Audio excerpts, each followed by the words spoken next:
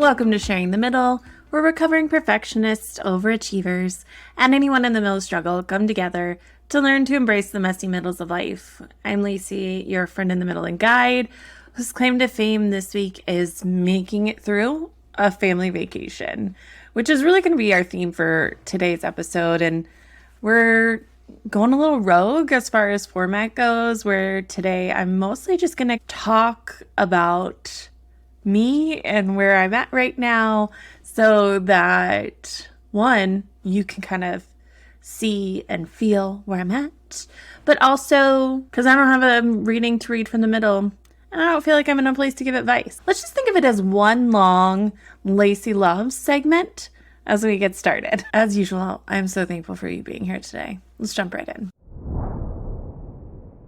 I'm really excited to be partnering with Happy Curves. It's a really awesome product to help with something that we all do, which is sweat. I've gotten the lotion to powder comfort cream, got the fragrance free, but I did order some of the tropical scent and I'm excited to test that out. What I really love about it is it's easy to put on, starts as a lotion, turns into a powder, and it works in the areas that I need it to.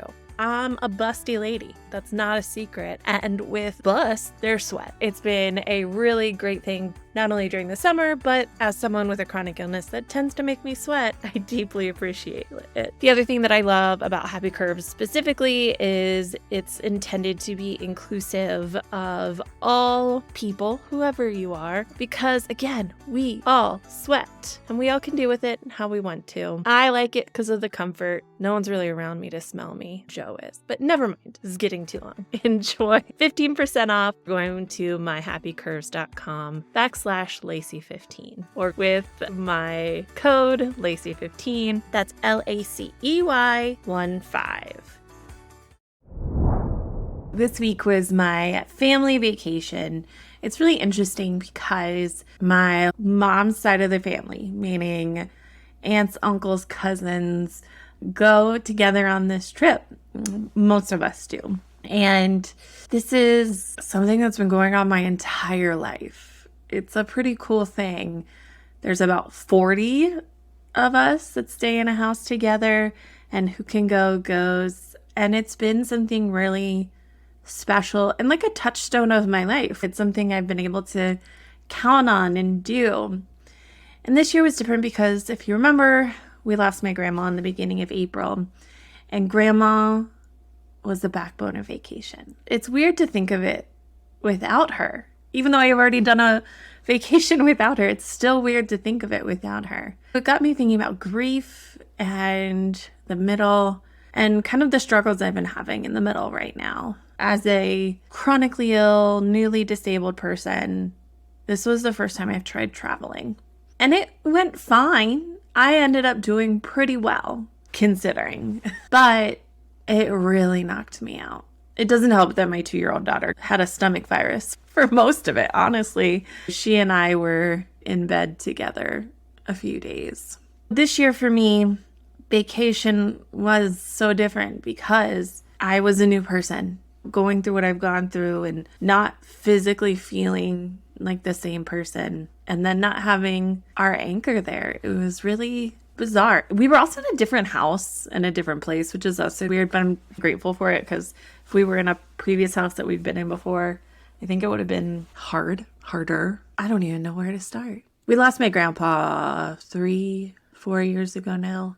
So we've done a couple vacations without him. It was really hard. Now my family, I am the most emotional person. Not the most, but pretty close. So did I cry several times? Absolutely. Did anybody else? I don't know. I didn't see it. We have this newness and in the middle of grief, because back home they have my aunts and uncles and my mom have been packing up their house to sell. And I think it officially went on the market this week.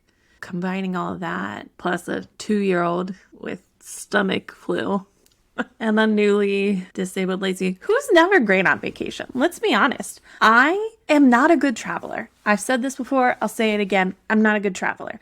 I wish I could be a good traveler. I would love to be a good traveler.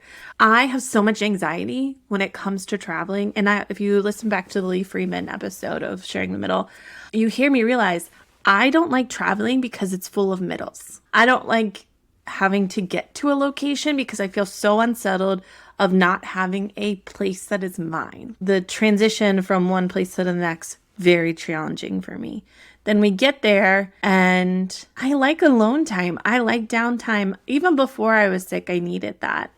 And then add on whatever is wrong with me, which I'm pretty sure I'm landing on ME/CFS. But it's hard for me to be around noise. It's hard for me to be around a lot of people. Heat is like one of the worst things for me. Giant beach vacation with my family is challenging. My kids had the time of their lives, though.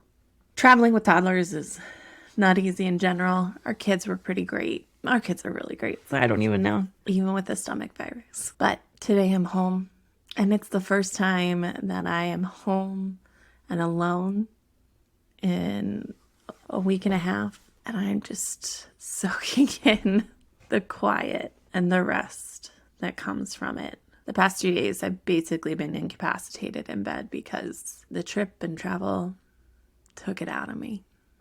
But I'm here, and I'm sharing with you here in the middle today. I'm gonna have to lay down more times than I'd like, but I made it. My kids made memories. I got to spend time with the people that I love. It did not meet my expectations because my expectations are always going to be so high for myself. Everybody else did great. And I just shout out to my mom and my aunts and my sisters for always being so helpful. And nieces, they did great too. So it did meet my expectations because I didn't meet my expectations, which is something that I've got to figure out. Right? As our overachievers and perfectionists, we have a hard time accepting that. That's where we were. And I don't know where I'm going. One of the great things about traveling is that you get to spend some quality time with loved ones when you're traveling. I got to be my nosy aunt self and ask my nieces questions about their lives. I got to ask family members how they're doing in the wake of not having really someone who's a pillar of our family. And I got to talk to my husband a whole lot, which if you've been a listener of Sharing the Middle and many episodes, old Broseph has made lots of cameos. Would you call it a cameo? Yeah, I'd call it a cameo. Guest appearances. That one's probably more accurate. And he and I got to talk deep stuff, but also silly stuff. Because once you have the Smurfs going on in the back, you can't listen to anything in the front.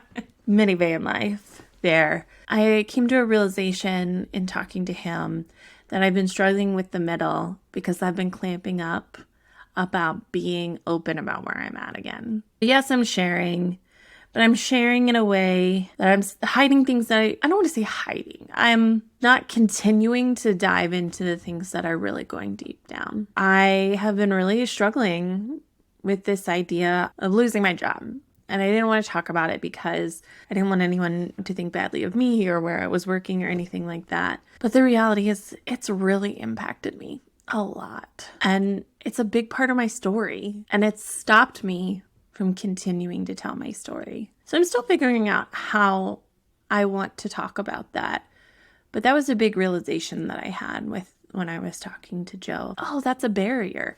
I'm being afraid to share that. Now, there are parts of my life that I don't share with you all because those are mine and I keep them for me. But this is a part that I think I do want to share, but I'm not sharing it out of fear, not out of protectiveness or strategic thoughts, if that makes sense.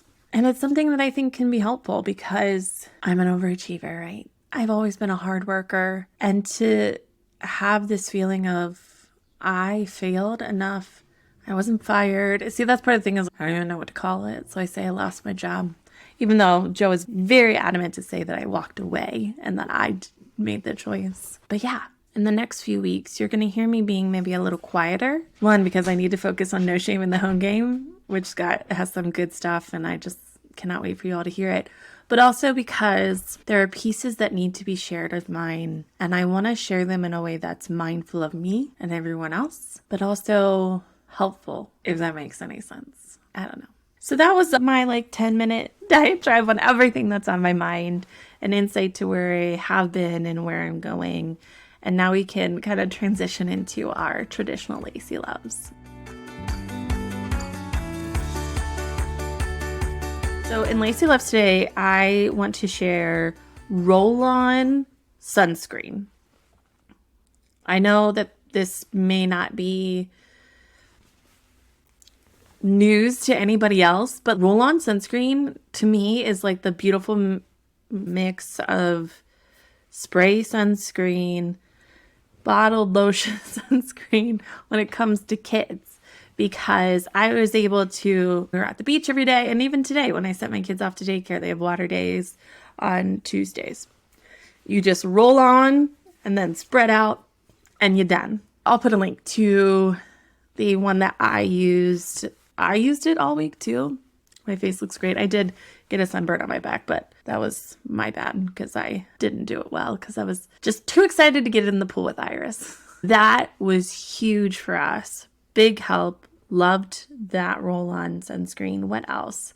These packing cubes that I got a while ago really helped us pack, and I got this from Amazon too, so I'll link to those. I've never been an organized packer, but I was this time, and it made a big difference in so many different things. But one of the big things is, so Joe is a big proponent of if you can do laundry before you come home. So the house that we're in had laundry.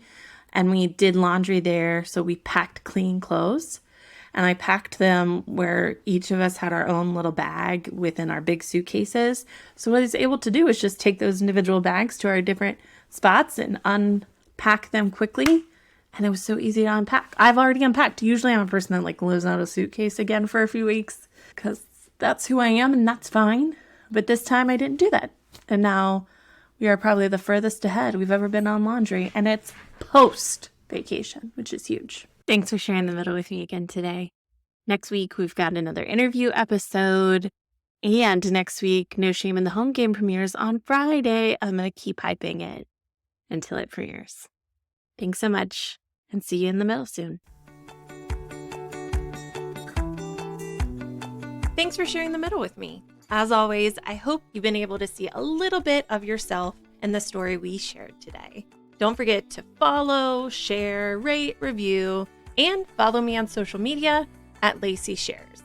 You can always check out the Joyful Support Movement at joyfulsupportmovement.com and see all of the amazing goodness we have there, like No Shame in the Home Game, Pops of Joy, courses, resources, and of course, the Joyful Support Village. All right, now go out there and spread some joy.